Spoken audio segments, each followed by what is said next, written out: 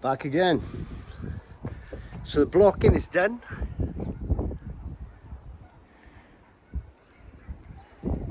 So that blocking supports boards coming in and out of the curves.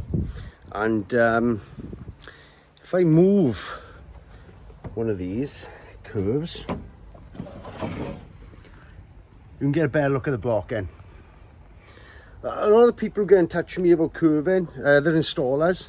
They're mainly from America, and always seem to be wanting a quick way of doing things, you know. I bet you flat block. I don't.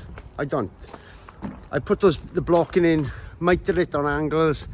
Every single one's a different angle, and I follow that curve perfectly.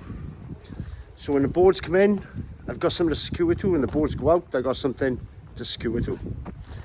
Seems to be dry for a little bit now. I'm going to take advantage of that, and I'm going to get this taped up. And tomorrow, get it boarded. If it stays dry, I'll get that curve cut in, and we're away to get my steps in. Okay, I think that'll be it for today now. You've seen tape before. There's nothing interesting about that. Thanks for watching.